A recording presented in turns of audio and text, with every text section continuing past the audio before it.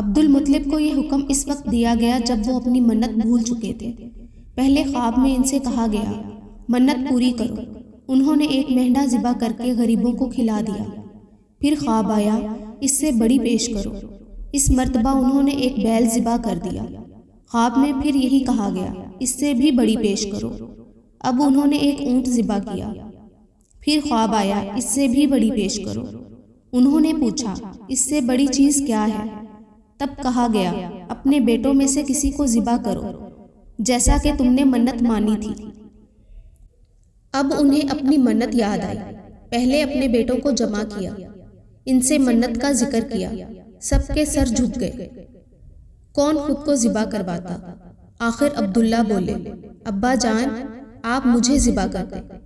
یہ سب سے چھوٹے تھے، سب سے خوبصورت تھے، سب سے زیادہ محبت بھی عبد المطلب کو انہی سے تھی، لہٰذا انہوں نے قرعہ اندازی کرنے کا ارادہ کیا۔ تمام بیٹوں کے نام لکھ کر قرعہ ڈال دیا۔ عبداللہ کا نام نکلا۔ اب انہوں نے چھری لی، عبداللہ کو بازو سے پکڑا اور انہیں ذبح کرنے کے لیے نیچے لٹا دیا۔ جو ہی باپ نے بیٹے کو لٹایا عباس سے ضبط نہ ہو سکا، فوراً آگے بڑھے اور بھائی کو کھینچ لیا۔ اس وقت یہ خود بھی چھوٹے تھے۔ ادھر باپ نے عبداللہ کو کھینچا۔ اسی کھینچا تانی میں عبداللہ کے چہرے پر خراشیں بھی آئی۔ ان خراشوں کے نشانات مرتے دم تک باقی رہے۔ اسی دوران بنو مخزوم کے لوگ بھی آ گئے۔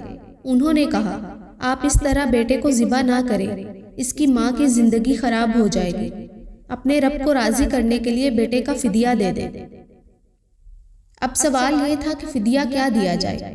اس کی ترکیب یہ بتائی گئی کہ کاغذ کے ایک کاغذ پر 10 اونٹ لکھے جائیں، دوسرے پر عبداللہ کا نام لکھا جائے۔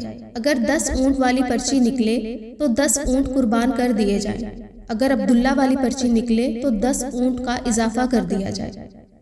پھر 20 اونٹ والی پرچی اور عبداللہ والی پرچی ڈالی جائے۔ اب اگر 20 اونٹ والی پرچی نکلے تو 20 اونٹ قربان کر دیے جائیں، ورنہ 10 اونٹ اور بڑھا دیے جائیں۔ اس طرح 10-10 کر کے اونٹ بڑھاتے جائیں۔ عبد المطلب نے ایسا ہی کیا، 10-10 اونٹ بڑھاتے چلے گئے۔ ہر بار عبداللہ کا نام نکلتا، یہاں تک کہ اونٹوں کی تعداد 100 تک پہنچ گئی۔ تب کہیں جا کر اونٹوں والی پرچی نکلی۔ اس طرح ان کی جان کے بدلے 100 اونٹ قربان کیے گئے۔ عبد المطلب کو اب پورا اطمینان ہو گیا کہ اللہ تعالیٰ نے عبداللہ کے بدلہ 100 اونٹوں کی قربانی منظور کر لی ہے۔ انہوں نے کعبے کے پاس 100 اونٹ قربان کیے اور کسی کو کھانے سے نہ روکا۔ سب انسانوں، جانوروں اور پرندوں نے ان کو کھایا۔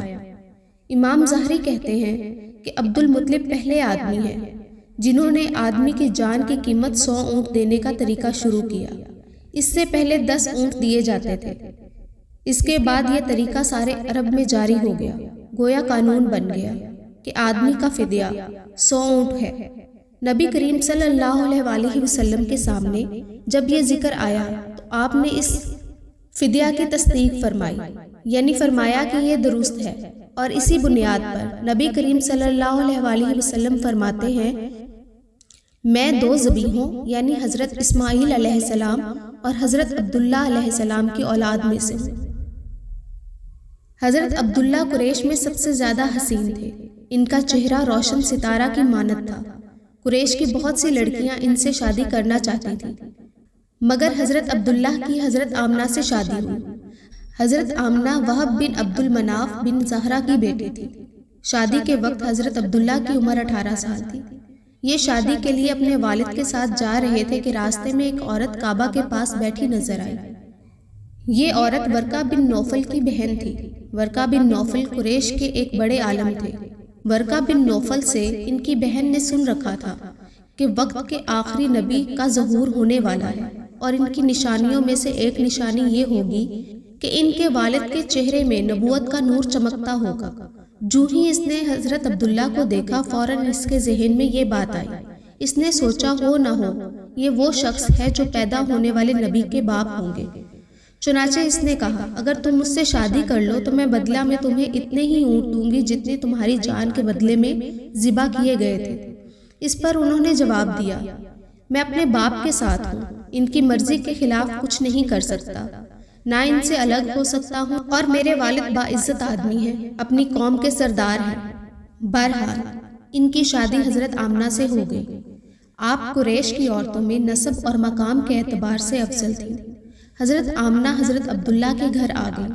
آپ فرماتی ہیں، جب میں ماں بننے والی ہوئی تو میرے پاس ایک شخص آیا، یعنی ایک فرشتہ انسانی شکل میں آیا۔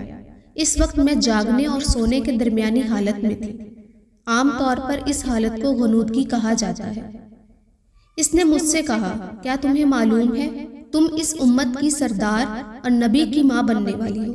اس کے بعد وہ پھر اس وقت آیا جب نبی کریم صلی اللہ علیہ وسلم پیدا ہونے والے تھے۔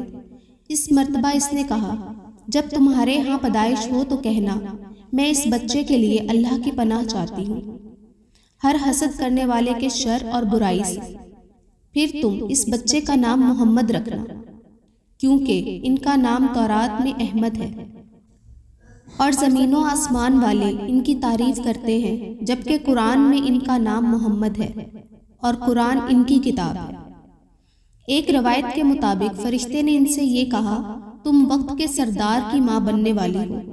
اس بچے کی نشانی یہ ہوگی کہ اس کے ساتھ ایک نور ظاہر ہوگا، جس سے ملک شام اور بصرہ کے محلات بھر جائیں گے۔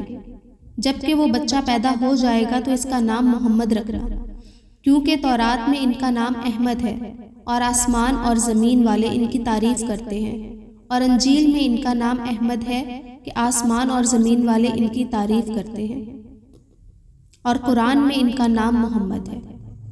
حضرت عبداللہ کے چہرے پر جو نور چمکتا تھا، شادی کے بعد وہ حضرت آمنہ کے چہرے میں آ گیا تھا۔ امام ظاہری فرماتے ہیں کہ حاکم نے یہ روایت بیان کی ہے کہ اس کو صحیح قرار دیا ہے کہ صحابہ رضی اللہ تعالیٰ عنہ نے حضور کریم صلی اللہ علیہ وسلم سے عرض کیا، اے اللہ کے رسول، ہمیں اپنے بارے میں کچھ بتائیے۔ آپ صلی اللہ علیہ وسلم نے ارشاد فرمایا، میں اپنے باپ ابراہیم علیہ السلام کی دعا ہوں، اپنے بھائی عیسیٰ علیہ السلام کی بشارت ہوں اور خوشخبری ہوں۔